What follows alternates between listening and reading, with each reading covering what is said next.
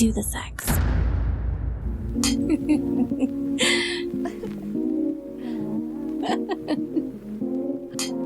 Today's locker room talk and shots topic is the key to overcoming sexual shame. If this podcast had a mission other than or along with fighting the patriarchy one orgasm at a time, it's definitely been to shed the shame around all kinds of sex, vanilla sex. I know, you guys know, I work hard not to shame people about being into vanilla sex. I think it's perfectly fine. But also all the shame around desires and kinks and fantasies that stray from the vanilla heteronormative scheme of things. And it's a hard task. It's a never-ending journey for most of us. It's hard to strip shame from something that we've been taught from day one is wrong and bad if you enjoy it too much, or if you do it a certain way, or not another way. So I haven't actually addressed specifically how to do that because I don't have those answers. Fortunately, I have someone who has some answers for us today. My guest is CJ from No Shame with CJ. She is a sex-positive coach and mentor who facilitates movement away from shame and into authentic expression and acceptance. She brings 10 years of personal and professional experience in non-monogamy and kink to the table. And fun fact, she is a trained professional cuddler and group cuddle facilitator. Now that is for another podcast because I know the minute I said that, y'all had some questions going through your head. But that's not our topic today. CJ, will you just take a moment to say hello to my listeners and tell them a little bit more about you? Hey, thanks for having me in the locker room. It's so good to be here. So yeah, I am a sex positive coach and mentor, and I love working with people who basically have secret lives and they're afraid to share them with others. And maybe they've been shamed in the past.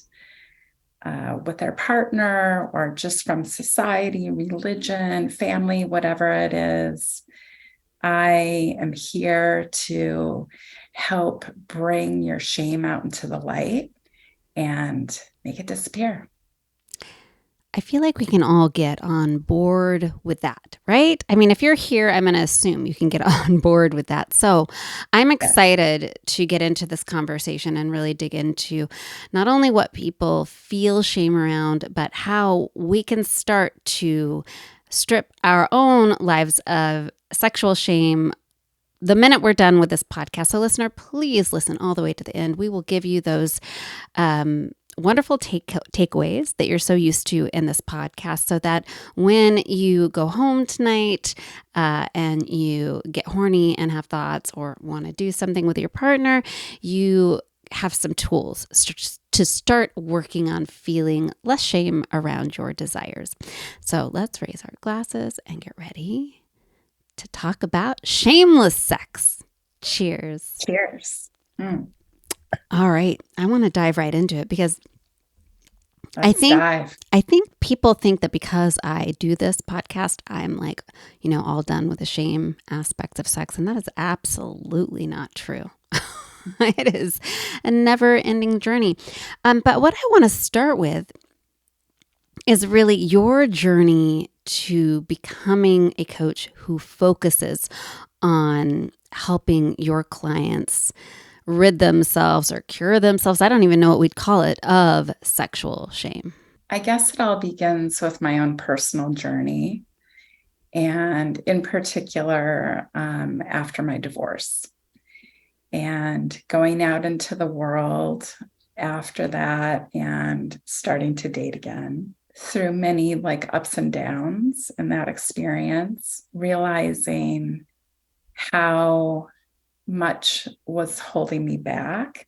There were a lot of painful moments in that experience, but I kept moving forward and kept putting myself out there and started exploring kink and non-monogamy, and was trying to figure out what worked for me and what it meant for me in the long run. And of course, I'm still figuring a lot of those things out. It's not a destination. So yeah, I feel like it started with me. And then more recently, it really became clear to me that through personal interactions and also some of my other work as a phone sex operator, that the patriarchy hurts everybody, not just women, not just, the queer community. It hurts everybody. It hurts straight cis guys. And my experience has been that a lot of people are afraid to share their desires, and they go to other outlets like phone sex or sex workers. And I have no judgment about that. I think that's fantastic. And I also think that we can do better, creating an environment where people stand up for themselves and don't allow others to shame them for what they are or what they are excited by or interested in. And a lot of that work is something that needs to happen up front, and it's on the person with the thing to say, I'm not up for your opinion about this. So yeah, that's what's brought me to this work. I want to bring things out into the open and out of the shadows, if that's what someone desires to do, and let them know basically that they're not alone, no matter what it is. It can be a kink, a fetish, a relationship style, an orientation, a gender identity. And it can also be something related to like an STI diagnosis. So many people have, an STI that doesn't go away, like herpes or HIV. And the amount of shame around that and the stigma is still very intense. And it's something that's the butt of jokes, and it's okay. It's like fat shaming. Like, it's okay. We're, still allowed to do these things. And there's a lot of people walking around with STI diagnoses, and they're afraid to talk about it. But I'm hopeful because I do see a lot of young people having these conversations and outing themselves. And I think it's fantastic. So I know we can do better for everybody. It's just a human thing that happens. And I want people to know that they're not alone. It sounds like as you were doing your work as a phone sex worker, you heard a lot of shame coming from your customers. Your eyes were open to the amount and the prevalence of shame out there. And was that in people of all genders or primarily men? Primarily men. And so this was your motivation to go in the direction of learning how to coach people away from shame or out of shame and into a more healthy, fulfilling life. Is that correct? Yeah. I mean, I think it's a lot of intertwined things that are occurring. And even getting back to the STIs, if the goal is for honesty and for communication, as a receiver of information, we have a responsibility to hear information and not respond in a shaming or judgmental manner. If your goal, let's take COVID, for instance. If someone admits that they, like early on, remember like the angst of like, oh my God, like I don't want to tell people I have COVID. And like, it's kind of similar to an STI, right? Like you have to admit that you have a positive test, and there can be a lot of judgment. Well, like, how did you get it? What did you do? Were you out in public? Weren't you wearing a mask? There's a lot of that kind of thing. And when we do those things, we can shut people down without realizing it. They're not going to share key pieces of information with us because we've made them feel like they've done something wrong or that they are wrong, right? And the same thing with our sexual identities and preferences and desires. If we share those with somebody, in particular, an intimate partner, a spouse, and they have sort of a negative reaction or, they're repelled by it, we're probably not going to be sharing it with them in the future. And we might be going elsewhere for fulfillment of that desire. And I don't think that that's the goal for anybody in a relationship, is to have secrecy. And so it sounds like you're talking a little bit about where the problem comes in is both with the person who has to be comfortable with being honest, and then the receiver who has to learn how to receive information without letting their own programmed shame pop in, right? And to freak out and then scare the other person. Then you've just got a nasty cycle going on. What I'm a good starting point for this conversation, let's start with men. What are the common things that they come to you with that they need to work on around sexual shame? Like, how is sexual shame showing up in their lives in such a way that they're coming to you with it? Are there common themes? There are common desires that I've worked with. The things that excite a lot of men that I work with are a desire to be submissive, to serve women, to not be in charge, to be told what to do, to wear women's clothing, to be feminized. Also, forced bisexuality is something very common. And it's a lot of it centers around that. I think a lot of it has to do with gender expectations, roles, and identities. And I don't necessarily know what their lives are like, in terms of what they do for work or their relationships. And, but I sense that there's probably a lot of hiding and in the shadows and fear of outing themselves. And when it comes to women, what are some of the themes that you're seeing? And I want to kind of contrast the two out of curiosity. What do women come to you with when they ask for your help coaching sexual shame? Yeah, I think that often they're the flip side of the men's experience, where there is an expectation that women put on their men in terms of them needing to fulfill a certain role. There is a lot of worry around being sexual enough or too sexual for women. I would have to say that one of the main themes for women is around voicing their needs and desires and also having boundaries. And just struggling with feeling ashamed to voice those desires. I think, there's definitely potential judgment, like I experienced in dating. I was told once by somebody that men like it when you act like you don't want it. It took me a minute to even understand what that meant. And I was like, oh, I'm too desirous.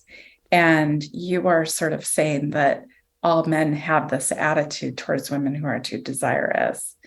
And I had the wherewithal in that moment, or a little bit later, and I said, no, actually, that's not the case. I've never found that to be the case. And it's okay for you to have that, but talk about yourself. But it was definitely a shaming thing. And that was like, okay, we're not in the same place. So I do think that women have that, Madonna whore issue that still is around. It's like, We want her to be pure and innocent and not really sexual, but at the same time, we want her to be, the opposite of that. So, Right, right. Now, you also coach people who are trans and I assume non binary. And we've been speaking of the binary so far. Do you find that there is something very specific with people who now fall within that gender spectrum that they're coming to you for assistance with when it comes to shame? not necessarily. I think overall, no matter what gender identity someone has, the common themes are society or family or religion has put shame on us. We have a very schizophrenic relationship with sex in this country. It's like you need to be sexy and desirable and all of these things. But when you actually are those things and you embody sensuality and sexuality, there's a lot of judgment that comes along with that. And I think that's just across the board, no matter who you are. Yeah, it's interesting because it sounds like from what you're saying, there may be different desires that are more common with different genders, but the underlying shame and problem is the same. It's the inability to vocalize whatever it is you want or feel, generally speaking outwardly to the public, but even more problematically with your partner, right? Yes. And Yes. I wonder, in your experience, how common this is. I know in my younger life, when I would have a partner who would come to me and want to try, like I'm thinking when it's been a long time, but when I was younger and the first time I had a partner be like, oh, I want to have butt sex with you. Now, I definitely wanted to try it, but I was afraid because the way they would approach me is like, so I don't know, I heard so-and-so talking about this weird thing, like anal sex and what do you think of that, Annette? And I'd be like, oh, that's crazy, right? I would have a negative reaction, mostly because I was feeling out where they were at. And I was afraid if I said, oh yeah, let's try that, then it would be like even worse because I'm a woman. And I'm definitely not supposed to be thinking about stuff like that. And so there would become this chain reaction of, well, what do you think? And what do you think? And oh, yeah, weird, gross. Yeah, right. Weird, gross. But like, I don't know. I've heard it's good. Well, you know what I mean? That cycle of like shame circling each other so we can get to the point where we're like, actually, let's just try putting the tip in tonight. Right. Where do we start? You have a client come in. I'd love for you to start walking me through where do we even start to undo this? I mean, conditioning and emotional like abuse that we've received from day one. How do we even begin to start to strip the sexual shame away? Yeah, I mean, you and I are probably, and a lot of your listeners are at a certain level of understanding and acceptance of relationship styles and sexual desires, kinks, whatever. I think what's surprising me is how basic a lot of the work is around the discomfort of expressing oneself authentically and even being in touch with what that means or what that is. And not that it's that important to identify a thing as like, that's exactly what I am, because it shifts, right? Sexuality is fluid. Our expression of it, our desires are fluid for most of us, not for everybody. And just getting comfortable with even acknowledging that there are different things there. And I think that that's really where you start. And what my work is primarily is a place to try out those conversations, right? To let someone be there to listen and to receive the information without a gasp or a judgment, and being able to hear it. I think that's honestly the first step for a lot of people.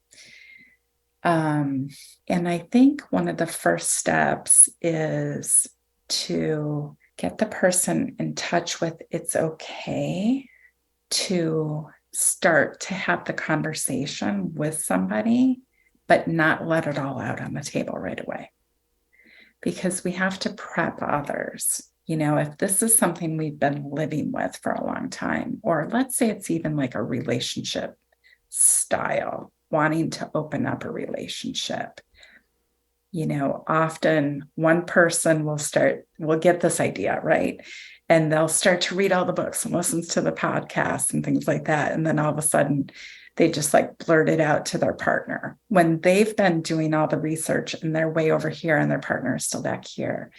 And that can be problematic because you're sort of like dumping a lot of stuff on somebody that they're not prepared for. And I think when we're talking about shame and sharing a secret or something that's been like part of us for a while that we're nervous about, we kind of have to prep them for that too, and give them the opportunity to even opt into the conversation by saying, there's something I want to talk about. And it might be difficult to hear, like, or something, you know, can we pick a time to set aside, like, this is all that we're going to do for an hour, and get it on the schedule kind of thing. And also set boundaries around it. Like, I have an expectation that you can hear this without exploding, freaking out, crying, you know, judging, all of the things. Like, can we just have a conversation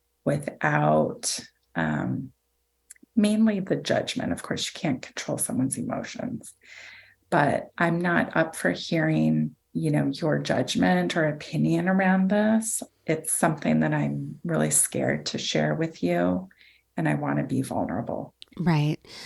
How do you get someone to a point where they're ready to even share something they're ashamed of? I mean, is there some amount of inner work they need to do with that shame first to even be in a place to share it? Yeah, I think everybody's different. I think my coaching isn't about the goal of like, you have to share things. Okay. This is an individual decision. And what my work primarily is a safe place to talk about things that you can't share with somebody else, and then processing that and determining a path forward. And the path forward might be, I'm going to keep it where it is and keep it to myself. And I'm going to support myself in this way. The main thing is that they've had an opportunity to have someone listen to them without the judgment. And then they can make a more clear decision. Because often people, I think, have a big secret, you know, or they're going outside of their relationship for an experience.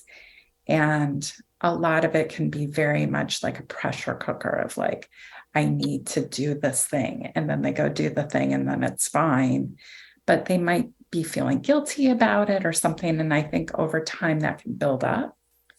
And this is like a different way of releasing some of that pressure and making decisions that aren't, they're not, you know, off the cuff decisions. They're not under stress. They're not in a headspace that's like, just, I need to get my fix or whatever. It's like more of a just calm environment and being able to talk about it.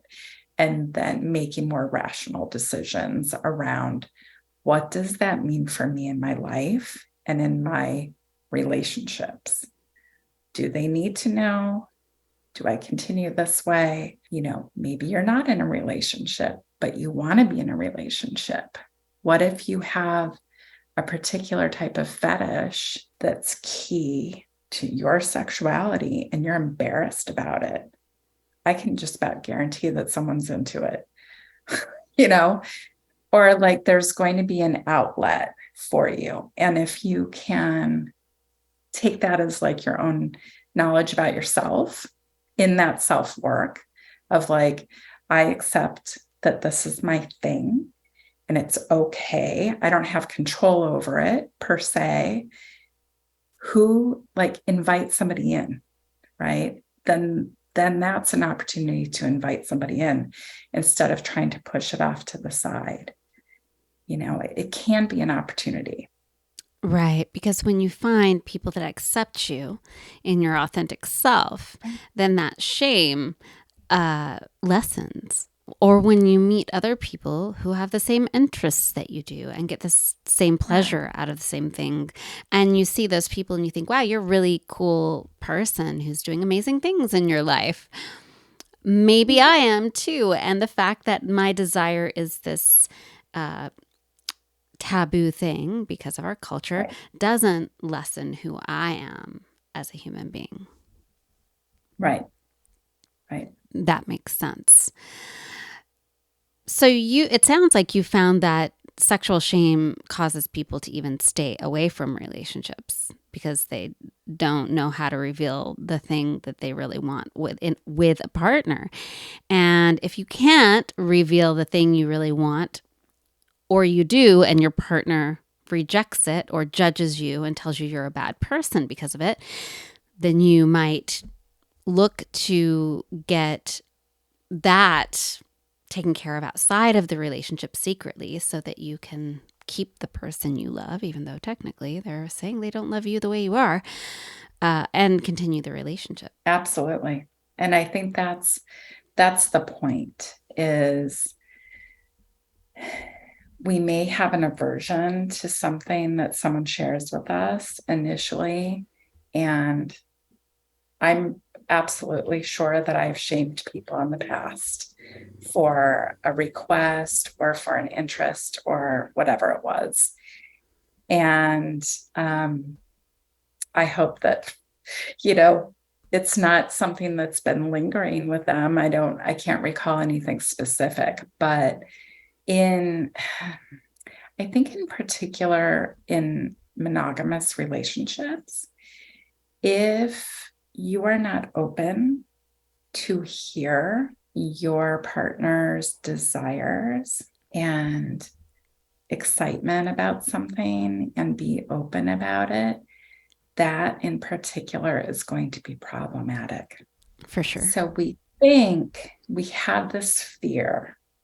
Some people who are monogamous have a fear of losing their partner and have a fear around opening up or whatever it is, or they really enjoy being partnered with one person.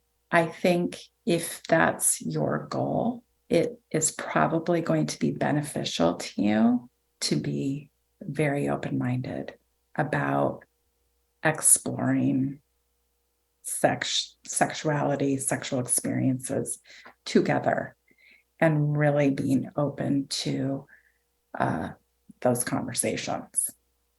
If that's, if your partner is bringing these things up, not everyone has like a high desire for sexual experiences. But if they do, the more open you are and can meet them, I think the better chances of your monogamous relationship style staying intact, is going to be. Absolutely.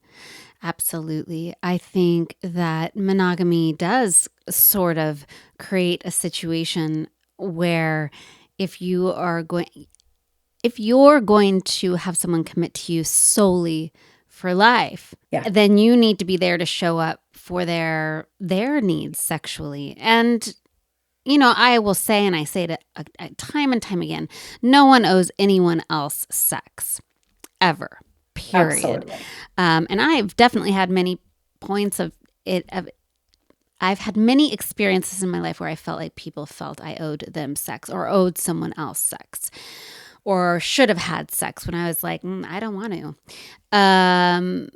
However, the other thing I have seen a lot throughout my life in monogamous relationships, and it tends to be, this is a very gendered conversation, but in my experience, what I find happens often is at some point in a relationship, the woman decides she really isn't into sex anymore.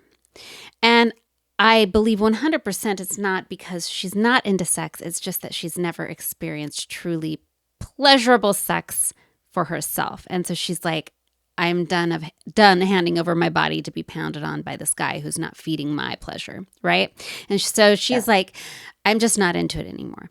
And then the guy is like, I want sex. Not only that, I kind of want to like do these things, but he doesn't feel like he can come to her because she doesn't even want to have sex with him.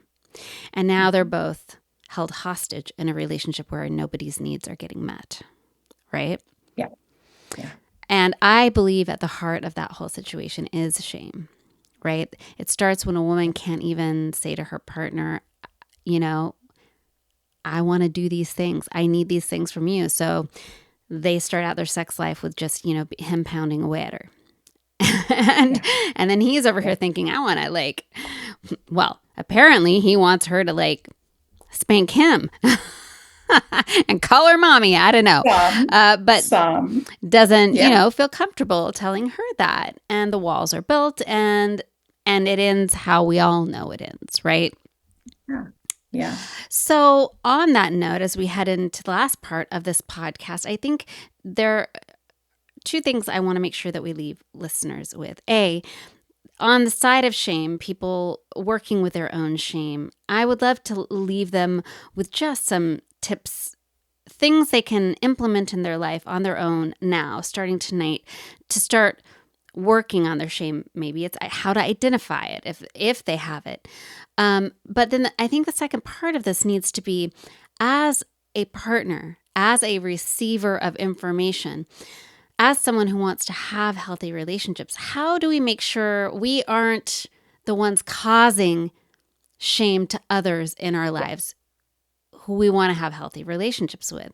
So I want to start obviously like with the tips for all of us in dealing with our own shame, because we all have it on one level or the other.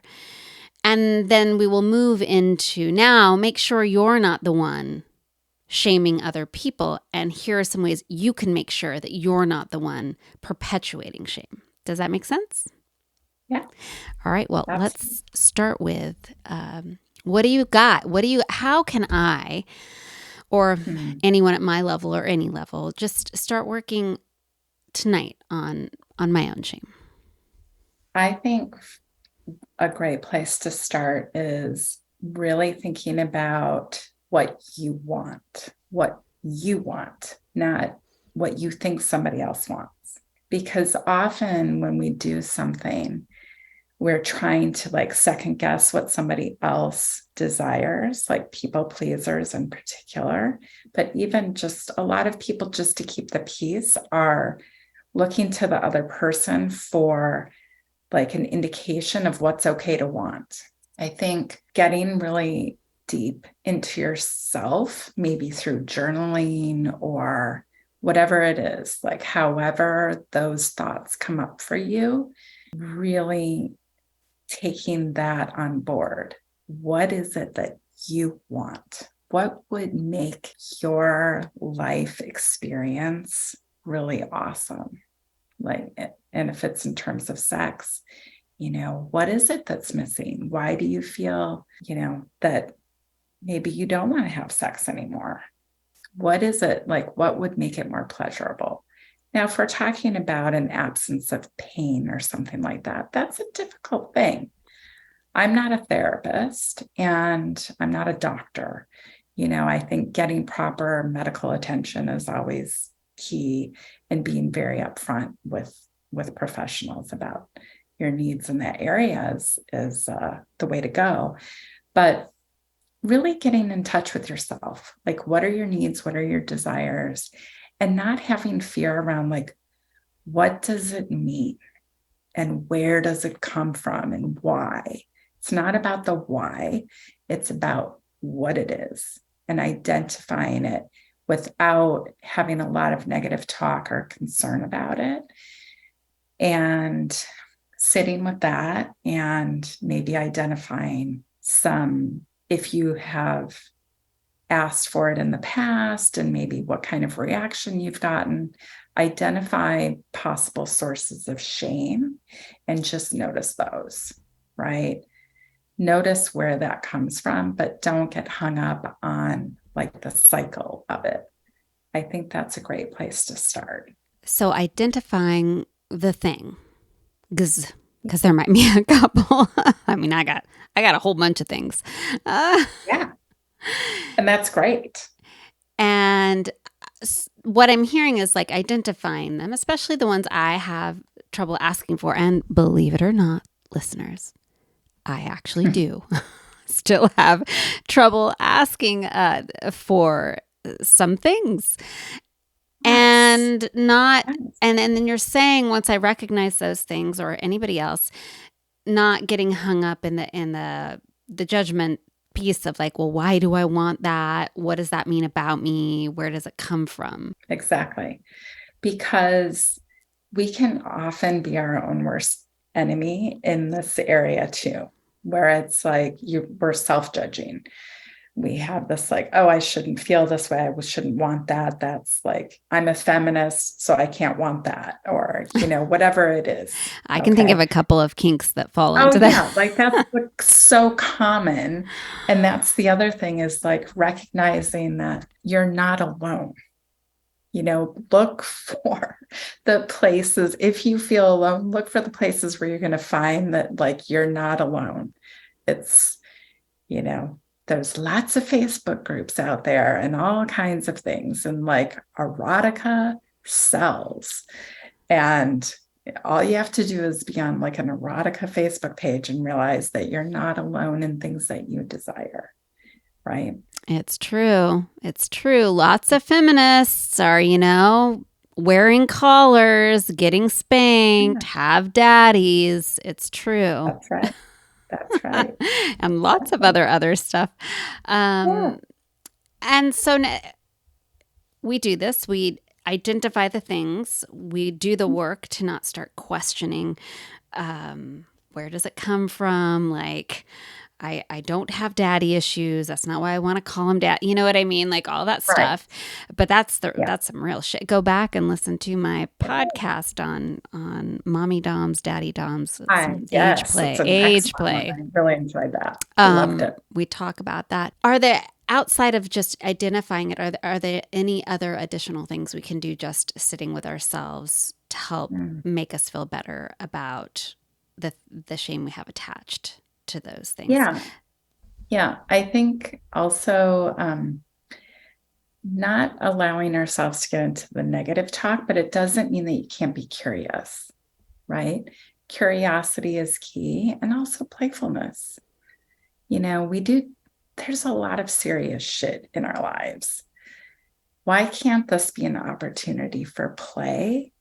Why can't we bring in some play? And maybe the play means solo play around yourself. Maybe it is, buying some erotica or listening to erotica. There's so many like resources now that we can access and try it out, explore that for yourself, because maybe it's just sort of like, I might be into that, and figuring that out, right? Making it playful, making it fun. Right. And another piece you brought up is finding groups, whether on social media or meetups with other people who are into the same thing. Because when you see and meet other people who are the same as you, you see that you're okay because they're okay. So that would just be an easy thing to do to start like dispelling some of the myths and shame around it. So here's a question before we move on to what we can do to make sure we're not shaming others. If you are not in a relationship yet and you are experiencing shame and concern around a kink or a sexual interest or anything having to do with sex, could it be beneficial to see a sex worker to try out some of those things before seeking out a relationship with someone else, to do some exploratory work with someone who is safe, understands what they're there for? And I'm thinking BDSM is most obvious. There are DOMs you can hire to help you explore if you're anybody interested in being a sub. But any sex worker can help you try out things that you're struggling with. And I am saying, again, this is prior to being in a relationship. Well, I would even say it doesn't have to be couched like that either, because even if you are in a relationship, you might need to explore to a certain degree if this is worth even like perhaps upsetting the apple cart, right, of the relationship. Okay, so yeah. you think if you're in a relationship and something is coming up, you're in a commitment with somebody, and they just don't seem open to talking about it at all, but you don't want to go and like blow the whole relationship, that it might be an option to go ahead and hire a dom or something like that to go outside of your relationship and consider exploring it. Well, there's different degrees of that, right? There's Yeah. porn, Right. there's erotica, there's phone sex, there's, ways that you can do those things without necessarily physically interacting with another person. I'm not judging doing that either. I think you have to make that decision for yourself. But yes, I think that those are good tools, and sex workers are often people who have seen a lot of things and aren't, phased. So and some sex workers have skills specifically in that area to help you absolutely. figure it out. They are skilled To help folks. you explore it. A lot of, we have a lot of wonderful sex therapists and doctors who can assist as well. There are also a lot of horrible experiences that I've heard of with judgment. And as much as, a therapist might be trained, they can also hold their own sort of judgments about certain things. So be careful in that area. But also, if you're in the place of feeling very unstable or very concerned or depressed about your particular thing, please seek help, because it can be very scary and depressing for some people. And it is important to get the support that you need, and maybe exploration needs to be put to the side. Well, that's wonderful advice. So, on the other end of this, let's talk about our job as the information receiver, our job to step up and not perpetuate sexual shame and not to accidentally sexually shame other people. I know lots of sex positive people, including myself. I've had moments even on this podcast where I've been like, "Oh, that could be shaming of another person." It's so ingrained into who we are. So what are some tools we can start using like right now to do less of that? I think one main thing is to pause before reacting. And this is across the spectrum of any interaction with humans, rather than knee-jerk reactions or stuff we've been holding on to for a while to respond in the typical way when we hear a particular thing. Take a pause, maybe take a breath, and determine, am I going to hurt this person potentially or make them feel shame? Also, if you are not in a place to receive information that you think might be coming, you can say, I can't hear this right now. You can have a boundary around a conversation, right? We don't need to hear everyone's stuff all the time, whenever they're ready, whenever they want to share it with us. We can ask, are you about to share something that potentially might be a larger conversation that our 5 minutes don't allow for? Something like that. Just, I think having boundaries around conversation is also important. And then the other thing is, again, get curious. Try to be open, try to be curious. If you don't know what to say, if you're feeling a little bit shocked or repulsed, maybe it's like, can you tell me what that looks like for you? Because we also tell ourselves stories about what something means to somebody else. And we might have it completely wrong.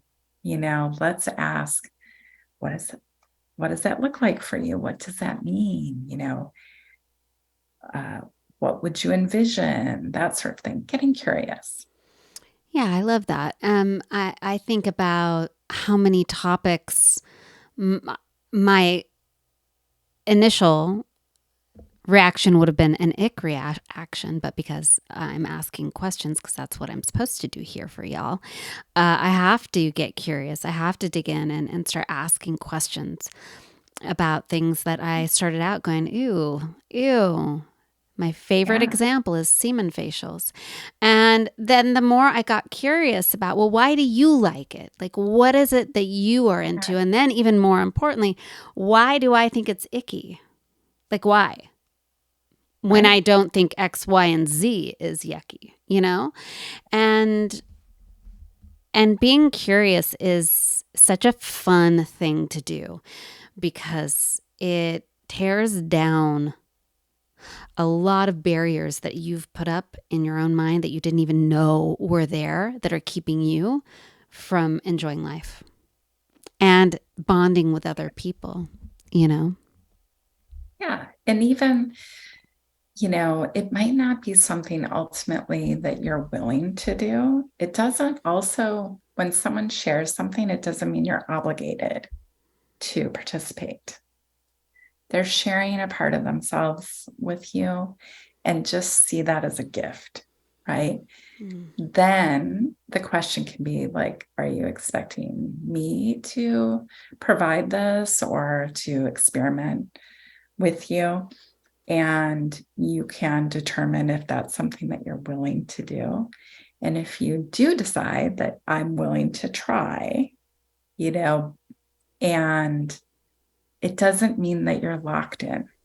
You can try something, you can have a boundary around it. I'm willing to try this for 5 minutes. And if I say red, it stops before that, whatever it is. So just being curious and being open, but also knowing that you don't have an obligation to provide that for somebody. But maybe there's something like, well, I don't know if I'd be into that, but I think I might be okay with this part of it. And maybe we can meet in the middle somewhere, or, give and take a little bit. Yeah, wouldn't that be wonderful if we learned how to do that? If we learned that it doesn't have to be all or nothing, and that there are always solutions, creative solutions. I think that is something in our society. We get into the black and white a lot, and we do our partners a lot of harm Yes. when we put our relationship into black or white, right or wrong. It's just yes or no. It could be like, well, Yes. yes, but with all of these adjustments to how we're doing it. you know. It's practice. I mean, negotiating is a practice, setting boundaries is a practice, saying no, saying yes. What are you willing to explore? Like, all of that is a constant practice. I'm still doing it. Yeah. Even though I've had a lot of explorations, I'm still learning and find that I get myself into situations that, oh, I wish I had said this, or I wish I had done that, or it's a constant practice. It is. And we're all doing the work. So listeners, I feel like you've got a lot to work with tonight. You're going to get out your little notebooks. And if you have a partner you're hiding some stuff from, you're going to go and sit down and write down those things that you are afraid to say to them and start exploring them in whatever. And if you don't have a partner, you can do this activity too, because I'm pretty sure all of us are horny little motherfuckers who are afraid to really dive into those things we want to do. I also want to super encourage women out there in particular who have said to themselves, I'm done with sex. I don't really want it anymore. I don't really need it anymore. To reconsider that and start exploring your pleasure and your fantasies. Sexual pleasure and sex is vital to our health and our longevity, especially post 40 and 50 and 60. Vaginal health, whole health, emotional health. So if you think you've given up, start digging in. All right. Well, so if you want to reach out to CJ and start working on your own shamelessness journey, CJ, I'd love for you to tell my listeners where they can find out more about you and get in touch with you if they want to. Yeah. So basically, we're going to be moving away from shame. That's what we're doing. We're kicking it to the curb and setting it aside so we can figure out how we can authentically express ourselves and who we are. I am doing a lot of work currently on Instagram, talking about boundaries, getting to what we want, and finding our no's, finding our yeses. And also my website is noshamewithcj.com. On Instagram, it's also No Shame with CJ. So follow me. I'd love to interact with you on Instagram, hear what you have to say, and book a discovery call with me. We can talk, free discovery call, and figure out if working with me is something that makes sense for you. Thank you for that. You can also scroll down to the notes in this podcast and the description, and you're going to find links to CJ's site. You guys know where to find me. I am Locker Room Talking Shots on Facebook and Instagram. You can find my personal Instagram at Bing Benedetti. You can find me on TikTok at Locker Room Talk Podcast. Also, head over to my website. It is lockerroomtalkpodcast.com. And I think that about sums it up. Oh, you can watch this on YouTube. Find me at Annette Benedetti over there, my long, long name. Thank you all for listening. Thank you for talking to us and helping us in our journey on losing our sexual shame, CJ. Until next time, listeners, I will see you in the locker room. Cheers. Cheers.